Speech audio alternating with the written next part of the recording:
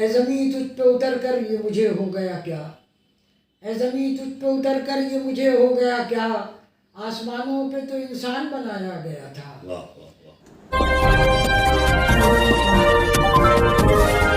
دوستو، میں Arif Khan, crime exposure news room سے۔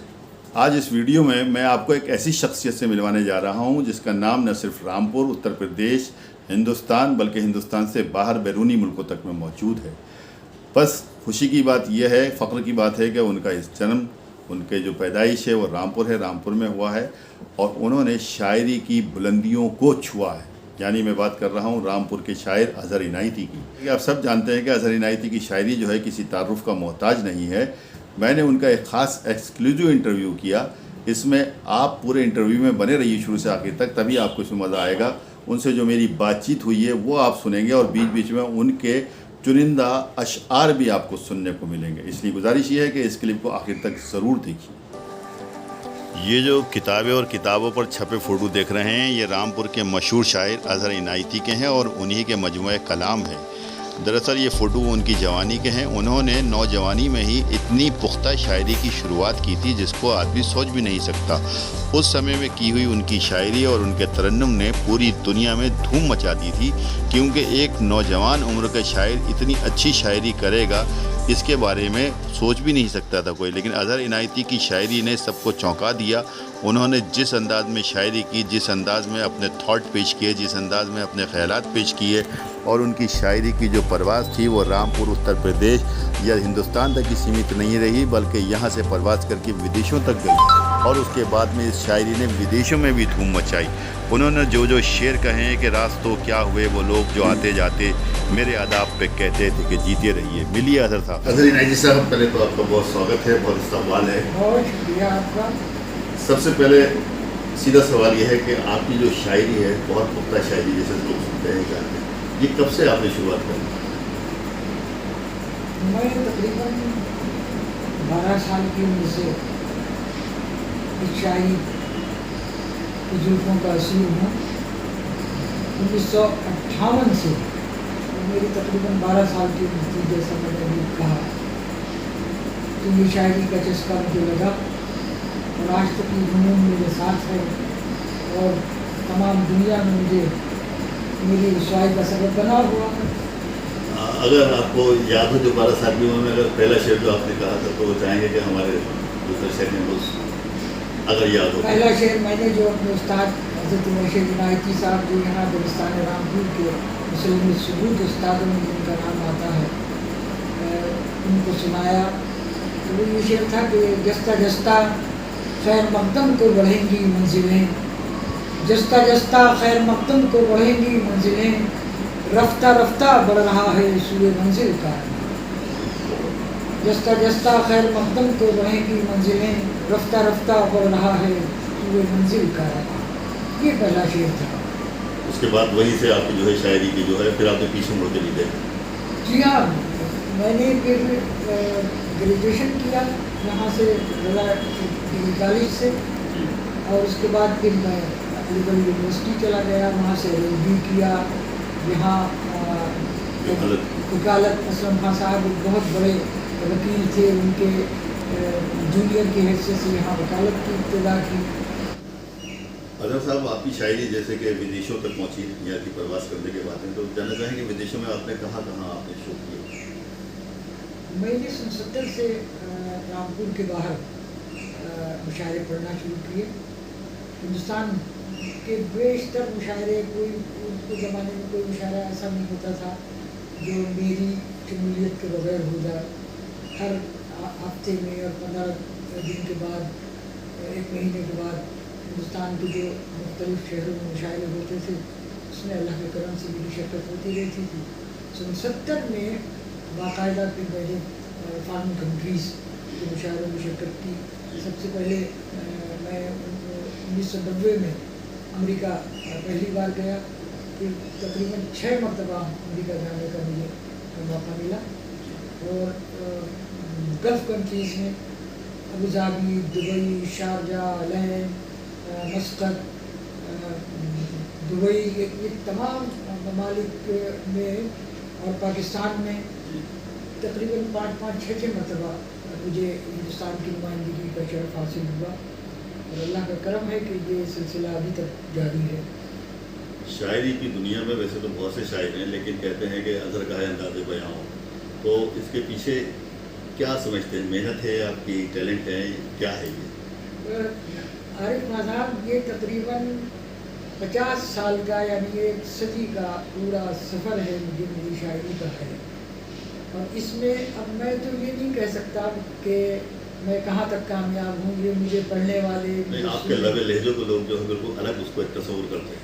मैं ये इसका फैसला वो करेंगे, मुझे सुनने वाले, मुझे पढ़ने वाले।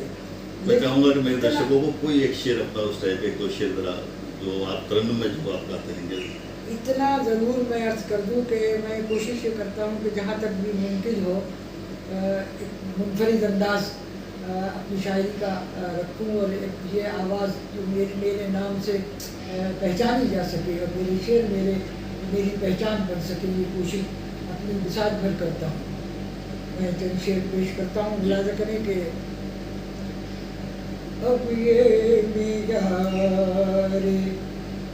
शहरी यारी है, अब ये मेरा शहर यारी है, कौन कितना बड़ा मदारी है, कौन कितना बड़ा मदारी है। खास तौर से सुने कि हमने रोशन चराग कर तो दिया, हमने रोशन चराग कर तो दिया, अब हवाओं की जिम्मेदारी है, अब हवाओं की जिम्मेदारी है, सिर्फ बाहर नहीं महाज खुला, सिर्फ बाहर नहीं महाज खुला, मेरे अंदर भी जंग जारी है, मेरे अंदर भी जंग जारी है। ये बहुत मशहूर गज़ल है, बहुत तमाम मुशायरों में ये बहुत पसंद की गई और ये आपको नेट वगैरह पे सब मिलेगी, यूट्यूब पे मिलेगी। हमारे सामने आपके एक वो शेर गुजरे थे चंद उस ज़माने में कि वो जिस पे आपने ऐसी नज़म जैसे कहें ऐसी कही थी कि जिससे कि आदमी के अंदर वो आती जैसे कि थी रंगतें मासूम चेहरों की बुझा दी जाएंगी, अगर वो याद हो तो एक दो शेर उसके चाहूँगा कि ज़रा। मुझे उसका ये बहुत बरसों पुरानी गज़ल है, तकरीबन कोई 40 साल 45 साल पुरानी, जी उसका मतला याद आ रहा है, वो सुन लीजिएगा कि रंगतें मासूम चेहरों की बुझा दी जाएंगी, रंगतें मासूम चेहरों की बुझा दी जाएंगी, तितलियाँ आंधी के झोंकों से उड़ा दी जाएंगी, रंगतें मासूम चेहरों की बुझा दी जाएंगी, तितलियाँ आंधी के झोंकों से उड़ा दी जाएंगी। ये मेरे मजमू में शामिल है। जी जी जी जी एक मैंने उस वक्त वो भी मेरी नज़र से गुजरा था कि जुल्फ और रुख पे मेरी राय। हाँ, वो भी बहुत पुरानी गज़ल जी जी, लेकिन उन गज़लों ने जो आपको एक पहचान दी थी जी जी वो एक अलग थी, अगर वो उसके चंद शेर याद हो तो मैं चाहूँगा। जुल्फ और रुख पर मेरी राय, जिसका सूरज उसके साए, हाल है दिल का जुगनू जैसा, जलता जाए बुझता जाए, लोगों से तारीफ सुनी है उससे मिलकर देखा जाए। ये गज़ल जगजीत सिंह ने गाई है और उनके जो कैसेट है फेस टू फेस उसमें ये महफूज है ये गज़ल। असल भाई आपकी शायरी में जो चीज़ें हमने देखी हैं वो और दूसरी जगह पे बहुत कम हमें देखने को मिलती है। आज की शायरी में जो है, जो आज के जो शायर हैं और आपके ज़माने के शायर में आप जो चल रहे हैं, क्या फ़र्क पाते हैं कि क्या फ़र्क है? کیا ڈفرینسز ہیں؟ بہت بڑا فرق ہے عارف خان. اس وقت کے جو ہمارے زمانے میں جو استاد ہوا کرتے تھے اور سینئر شاعر ہوا کرتے تھے وہ بڑے پڑھے لکھے اور لائق لوگ ہوا کرتے تھے. اردو پہ ان کی کمانڈ ہوتی تھی، اردو زبان پہ، اردو ادب کے جاننے والے ہوتے تھے، فارسی زبان پہ ان کی دسترس ہوتی تھی. لیکن آج کل وہ بات نہیں ہے. اب بڑا ہماری سب سے بڑی ٹریجڈی یہ ہے کہ ہماری نئی نسل کو اردو نہیں آتی. اردو ادب ہم کتاب سے ہماری نئی نسل جو ہے وہ بالکل دور ہوتی جا رہی ہے. تو بندے کو لوگ شاعری سمجھتے ہیں. جی ہاں، یہ ایسا بھی ہو رہا ہے. اچھا ہندی میں لکھ کے لاتے ہیں اور وہ مشاعروں میں ہندی اسکرپٹ میں پڑھی جاتی ہے. تو بڑا عجیب سا ماحول ہو گیا ہے.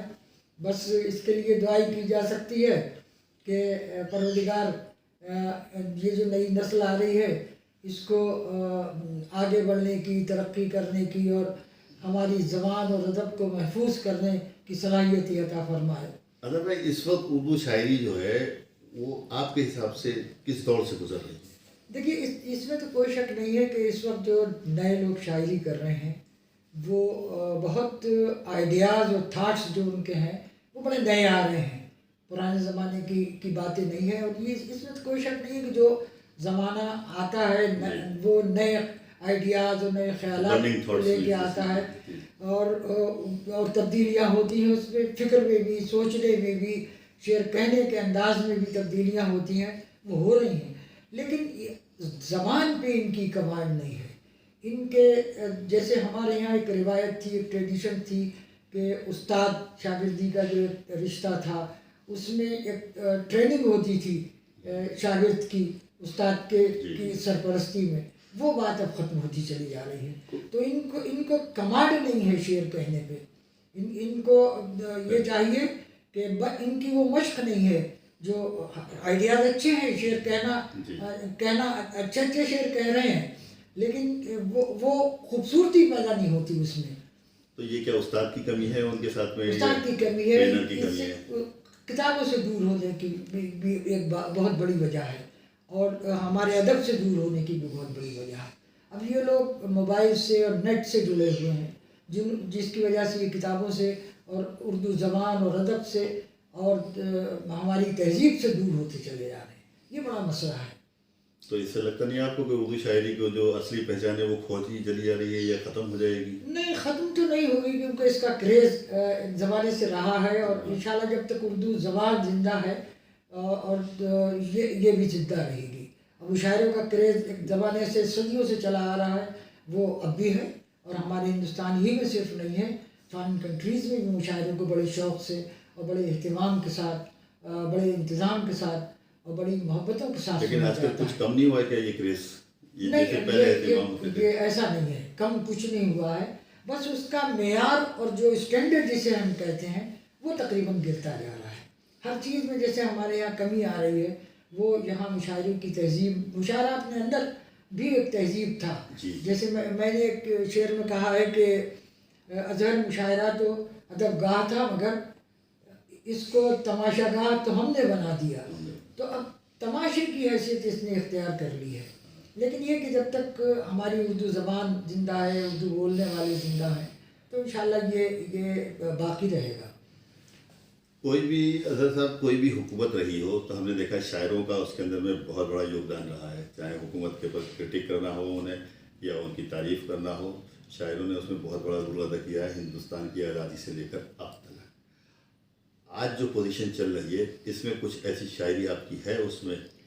اس میں کوئی شک نہیں. ہر زمانے میں ہمارے شعراء نے اپنے سماج کی پریشانیوں کو، ان کے مسائل کو نظم کرنے کی کوشش کی ہے، اور بڑے بڑے کامیاب انداز سے نظم کیا ہے، اور دوسروں کو، حکومتوں کو آئینہ دکھانے کی کوشش کی ہے.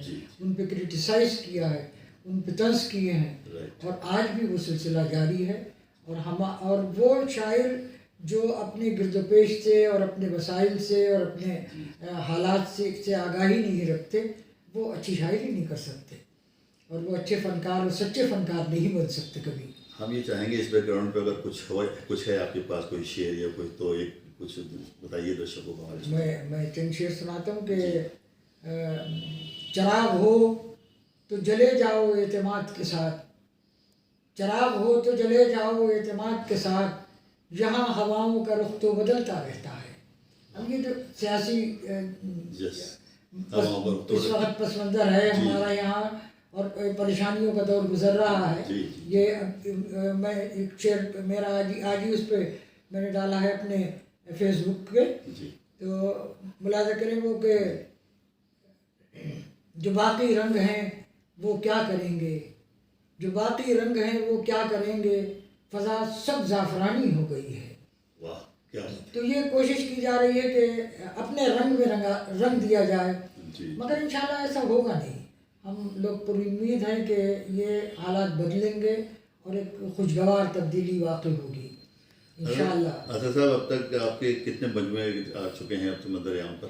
میرے کئی مجموعے آپ دیکھ رہے ہیں یہاں پر کئی پڑے ہیں۔ جی میرا پہلا مجموعہ آیا خود کلامی کے نام سے، اس کے بعد اپنی تصویر آئی، اور پھر ایک تیسرا مجموعہ آیا جھونکا نئے موسم کا، اور ہندی میں تقریباً 2 میری شخصیت اور فن کے حوالے سے کتابیں آئیں، اظہر عنایتی اور غزل کے نام سے، جو رضا لائبریری نے چھاپی، خاصی ضخیم کتاب ہے وہ، اور ایک اردو میں کتاب جو پروفیسر شہزاد انجم نے اظہر عنایتی ایک سخنور کے نام سے ترتیب دی ہے، وہ بھی میری شخصیت و فن کے اعتبار سے اور حوالے سے وہ کتاب بڑی مشہور کتاب ہوئی اور اسے بہت پسند کیا گیا ہے یہاں۔ آج جو جس طرح سے ہم نے باتیں کری ہیں آپ سے، بہت سی باتیں آپ نے اس کے اندر میں شاعروں کی اور اس کے لیے بتائی، آپ کی طرف سے کیا سندیش ہونا چاہیے آج کے دور میں جو اس وقت چل رہا ہے؟ بھائی دیکھیے، یہ ہمارا ملک بہت امن کا ملک رہا ہے، محبتوں کا ملک رہا ہے، اور یہ کمپوزٹ کلچر رہا ہے یہاں کا، ہندو مسلمان سکھ عیسائی سب مل جل کے رہتے تھے اور آج بھی رہ رہے ہیں، لیکن یہ ایک ہماری بدنصیبی کہیے، پورے اس ملک کی بدنصیبی کہیے کہ اس بار جو کوششیں کی جا رہی ہیں وہ ہم لوگوں کے درمیان نفرتیں پیدا کرنے کی کوشش کی جا رہی ہے، مگر یہ اندازہ یہ ہے کہ یہ زیادہ دنوں تک یہ ترکیبیں ووٹ حاصل کرنے کی چل نہیں سکیں گی، اور اس میں ایک انقلاب آئے گا، ایک تبدیلی آئے گی، اور پھر ہم اپنی محبتوں کی طرف آئیں گے۔ محبتوں کے بغیر زندگی کہیں بھی ہم رہ لیں ادھوری ہے، وہ پوری نہیں ہو سکتی ورنہ خوبصورت ہو سکتی ہے۔ یہ ہمارا ملک ایک گلدستے کی حیثیت رکھتا ہے، اور انشاءاللہ اسی انداز سے یہ چلے گا اور رہے گا، اور اس کی پہچان اسی انداز سے قائم رہے گی۔ آپ نے بہت اچھی باتیں کی ہم سے، آخر میں وہ کچھ شعر جو بہت سلیکٹڈ ہیں آپ کے، وہ ہم چاہیں گے ہمارے درشکوں کو آپ سنائیں۔ ملاحظہ کریں کہ اپنی تصویر بناؤ گے تو ہوگا احساس، اپنی تصویر بناؤ گے تو ہوگا احساس، کتنا دشوار ہے خود کو کوئی چہرہ دینا۔ اپنی تصویر بناؤ گے تو ہوگا احساس، کتنا دشوار ہے خود کو کوئی چہرہ دینا، اس راستے میں جب کوئی سایہ نہ پائے گا، اس راستے میں جب کوئی سایہ نہ پائے گا، یہ آخری درخت بہت یاد آئے گا، یہ آخری درخت بہت یاد آئے گا، اس راستے میں جب کوئی سایہ نہ پائے گا، یہ آخری درخت بہت یاد آئے گا۔ کچھ اور اگر یاد آ رہا ہو تو اور کچھ شعر سن لیں کہ بزم میں پہلے پہل جب میں بلایا گیا تھا، بزم میں پہلے پہل جب میں بلایا گیا تھا، جانے محفل کے بہت پاس بٹھایا گیا تھا، بزم میں پہلے پہل جب میں بلایا گیا تھا، جانے محفل کے بہت پاس بٹھایا گیا تھا۔ اور شعر ملاحظہ کریں کہ اے زمیں تجھ پہ اتر کر یہ مجھے ہو گیا کیا، اے زمیں تجھ پہ اتر کر یہ مجھے ہو گیا کیا، آسمانوں پہ تو انسان بنایا گیا تھا، اے زمیں تجھ پہ اتر کر یہ مجھے ہو گیا کیا، آسمانوں پہ تو انسان بنایا گیا تھا، آسمانوں پہ تو انسان بنایا گیا تھا۔ بہت بہت شکریہ آپ کا۔ بہت شکریہ آپ کا بھی۔ یہ تھے ہمارے ساتھ ہندوستان کے ایک عظیم شاعر اظہر عنایتی صاحب۔ ہماری خوش نصیبی ہے کہ یہ ہمارے شہر رامپور میں پیدا ہوئے اور یہیں سے انہوں نے سب چیز کی شروعات کی۔ دوستو، آج اس طرح ان سے میں نے آپ کی ملاقات کرائی ہے، نیکسٹ ایپیسوڈ میں اسی طرح پھر ایک اچھی شخصیت سے ملاقات کرانے والا ہوں۔ تب تک انتظار کیجیے۔ खुदा हाफिज़, जय हिंद। दोस्तों, वीडियो पसंद आई हो तो लाइक कीजिए, शेयर कीजिए और चैनल को ज़रूर सब्सक्राइब कीजिए ताकि डायरेक्ट नोटिफिकेशंस आप तक पहुंचते रहें।